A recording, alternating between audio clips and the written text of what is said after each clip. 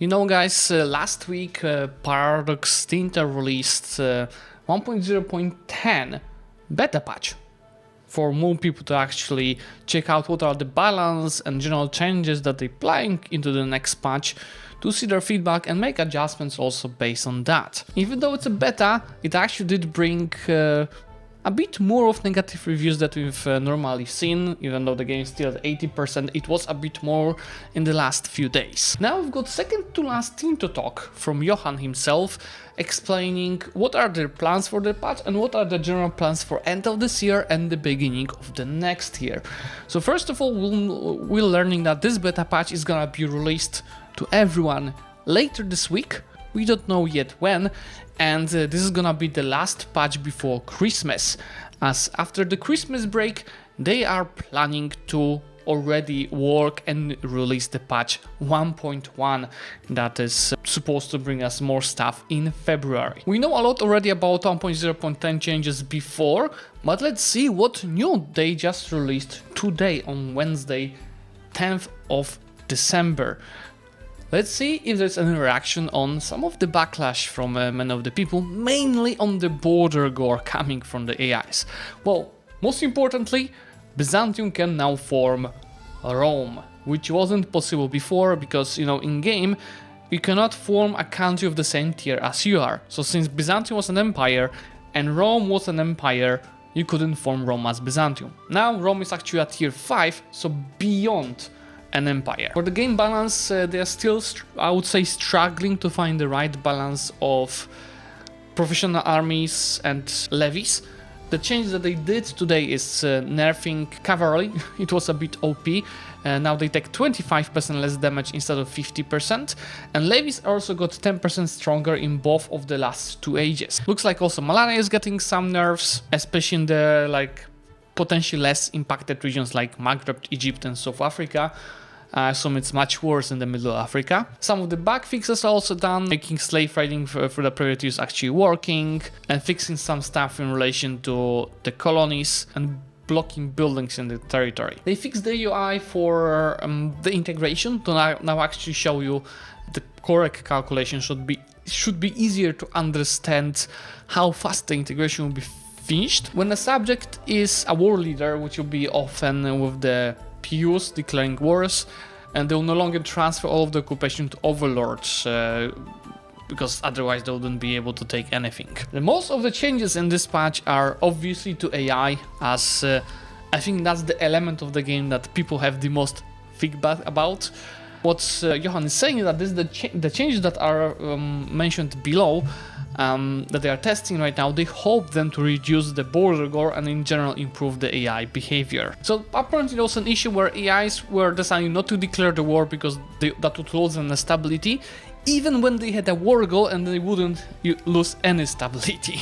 So that should increase the aggressiveness of the AI. And AIs will be also less likely to now attack neighbors of far away exclaved lands. If they have exclaved lands, they will be not expanding for that exclaved lands, but rather focus on expansion in their core territories. AIs, when they see that they're winning, they're not gonna rush signing a peace treaty for a small amount of the lands, but instead they're gonna keep going with the war until they can take more territories. Also some fixes about crippling the countries of enemies to reduce the border gore, in general taking exclave lands in peace deals, or annexing subjects that would make an exclave far away from our capital, and reduce times where AIs were taking food access and fleet basing us in every single peace deal where they could. There are also plenty of improvements to military behavior, so there's less situations where AI is just brain dead, not doing anything. For example, they were getting stuck in a cycle to try to reinforce an imminent battle, but that battle wasn't happening, so they were just canceling it.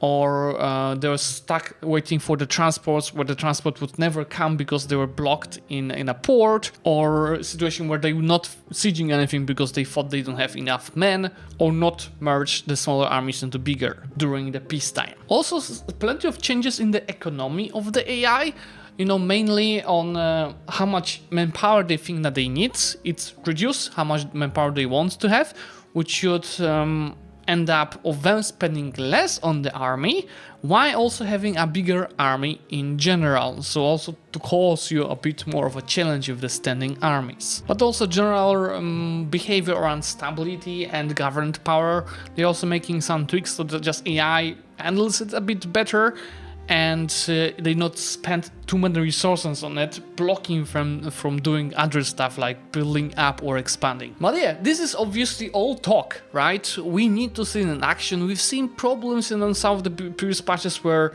the idea was great, but then in action, you know, the game is so complex, so many things impact each other. Even when you do 100 different changes, hoping for it to make an improvement, they might actually break stuff. So tonight I'm gonna leave the game playing for AIs only to see how they're gonna behave on that new patch and see if what Johan is saying here is actually gonna bring changes to the behavior. I think the thing from my previous time lapse what you guys didn't like the most is, first of all, the border gore, and it looks like they are addressing it so much with this update. Another thing is that the AIs are too aggressive and expand too much. My opinion on that is that they should slow down the AI's expansion in the first 250 years from that timelines that I was showing with a lot of expansion. It's good that the AIs expand maybe too much early on, and it should be sped up in the second 250 years, because what AIs struggle often in the late game now is that they cannot even take many lands because of, you know, preventive population base tax, which is all in control, which is all increasing the cost of taking the locations. So I'm hoping for slow down first half, speed up on the second half, and I'm still in a position, maybe that's something for them to think about in the patch 1.1 or later, that they should add stuff that proved working in EU4.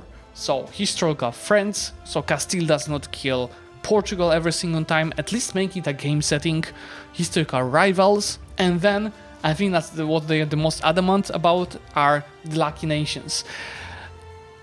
I think that because many people also complain, and about that part I agree, that very often the same nations expand. So it's gonna be England, France, Bohemia, like Kiev very often expanding. In most of the games the same countries seem to be creating the stronger empires, obviously with some variations.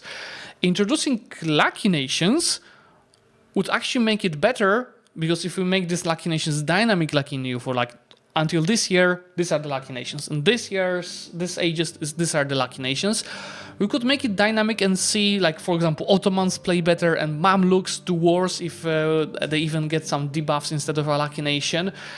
And if we make it as settings like in EU4 that it's either historical or random, we could also have some games that are more wacky with, you know, all of a sudden, let's say, Saxony conquering whole Germany, or all of a sudden Japan conquering whole China. With random lucky nations that might happen, and that would be just a preference and setting for the people. But yeah, let's see how they approach this. I'll be trying to post a time-lapse maybe tomorrow, maybe a day after tomorrow, but definitely I'll be taking a look how this is impacted. In the meantime, let me know, guys, what's your thought on that? I definitely do like that they slowed down the major patches released to everyone and rather push stuff to the beta patches, so in case there's an issue, it's not like you're forced to play with that issue, it's on in beta patch, which is an opt-in. Thanks for watching, make sure to like this video, and I'm gonna see you soon. Bye!